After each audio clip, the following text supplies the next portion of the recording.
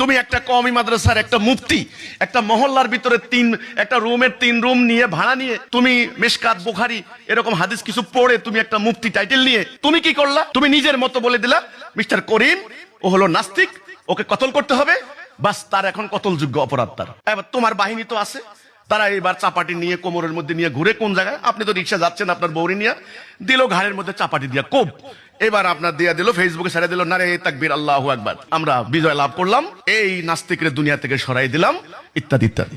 এটাই সন্ত্রাসবাদ। কিন্তু আপনি তাদেরকে তো বুঝাইতে পারবেন না যে তারা বলবে কি তোমরা সন্ত্রাস বলো, এইটা একটা খ্রিস্টানদের একটা চক্রান্ত, আমরা সন্ত্রাসী না, আমরা জঙ্গি না, আমরা মুজাহিদ। মাথার মধ্যে লা ইলাহা ইল্লাল্লাহ কালো এটা মাইন্দা আমরা মুজাহিদ।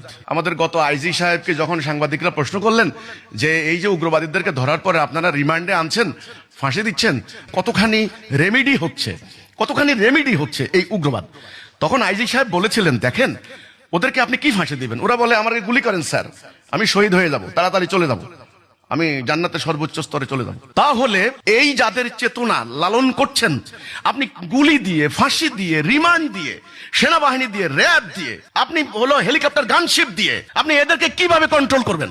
সেটা আমরা বলেছি। আমেরিকার ট্রিলিয়ন ট্রিলিয়ন ডলার জলে গিয়েছে, বাংলাদেশের বিলিয়ন বিলিয়ন টাকা জলে গিয়েছে, হবে না, আবার প্রত্যাবর্তন করবে তারা শক্তি প্রয়োগ করে, হবে না। শুধুমাত্র, আমি কিন্তু শুধুমাত্র কথাটা যোগ করেছি, অনলি শুধুমাত্র শক্তি দিয়ে হবে না, আমাদের রাষ্ট্রের কাছে শক্তি ছাড়া কিছুই নাই।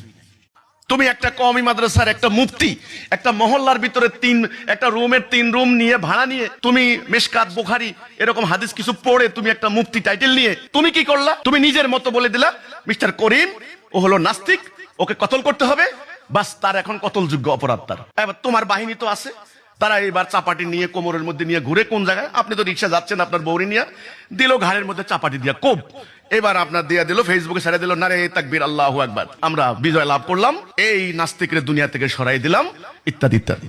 এটাই সন্ত্রাসবাদ। কিন্তু আপনি তাদেরকে তো বুঝাইতে পারবেন না যে তারা বলবে কি তোমরা সন্ত্রাস বলো, এইটা একটা খ্রিস্টানদের একটা চক্রান্ত, আমরা সন্ত্রাসী না, আমরা জঙ্গি না, আমরা মুজাহিদ। মাথার মধ্যে লা ইলাহা ইল্লাল্লাহ কালো এটা মাইন্দা আমরা মুজাহিদ। আমাদের গত আইজি সাহেবকে যখন সাংবাদিকরা প্রশ্ন করলেন যে এই যে উগ্রবাদীদেরকে ধরার পরে আপনারা রিমান্ডে আনছেন, ফাঁসি দিচ্ছেন, কতখানি রেমিডি হচ্ছে এই উগ্রবাদ, তখন আইজি সাহেব বলেছিলেন দেখেন ওদেরকে আপনি কি ফাঁসি দিবেন? ওরা বলে আমাকে গুলি করেন স্যার, আমি শহীদ হয়ে যাব, তাড়াতাড়ি চলে যাব, আমি জান্নাতের সর্বোচ্চ স্তরে চলে যাব। তাহলে এই যাদের চেতনা লালন করছেন আপনি গুলি দিয়ে, ফাঁসি দিয়ে, রিমান্ড দিয়ে, সেনাবাহিনী দিয়ে, র্যাব